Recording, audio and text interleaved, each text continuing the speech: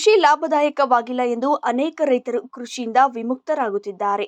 ಆದರೆ ಬೈಲಹೊಂಗಲದ ರೈತ ಕುಟುಂಬವೊಂದು ಡ್ರ್ಯಾಗನ್ ಹಣ್ಣು ಬೆಳೆದು ಲಕ್ಷಾಂತರ ರೂಪಾಯಿ ಸಂಪಾದಿಸಿ ಬೈಲಹೊಂಗಲ ತಾಲೂಕಿನಲ್ಲೇ ಪ್ರಥಮ ಬಾರಿಗೆ ಡ್ರ್ಯಾಗನ್ ಫ್ರೂಟ್ ಬೆಳೆಯುವುದರ ಮೂಲಕ ಯಶಸ್ವಿ ಹಾದಿಯಲ್ಲಿದ್ದಾರೆ.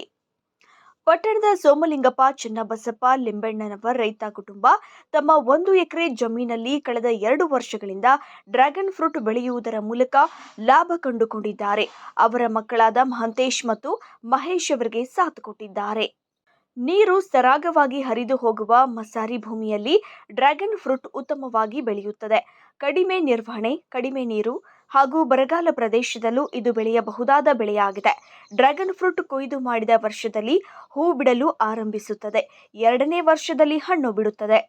ಇನ್ನು ಸೋಮಲಿಂಗಪ್ಪ ಅವರು ತಮ್ಮ 1 ಎಕರೆ ಭೂಮಿಯಲ್ಲಿ 2 ವರ್ಷಗಳ ಹಿಂದೆ 8 ಲಕ್ಷ ಬಜೆಟ್ ವೆಚ್ಚದಲ್ಲಿ ಸುಮಾರು 4,500 ಸಸಿ ನೆಟ್ಟು ಅವುಗಳಿಗೆ ಹನಿ ನೀರಾವರಿ, ಸಂಪೂರ್ಣ ಸಾವಯವ ಗೊಬ್ಬರ, ಗೋಮೂತ್ರ, ಬೇವಿನ ಎಣ್ಣೆ ಬಳಸಿ ಆರೋಗ್ಯದಾಯಕ ಫಲವತ್ತತೆಯ ಫಲಸು ತೆಗೆಯುತ್ತಿದ್ದಾರೆ.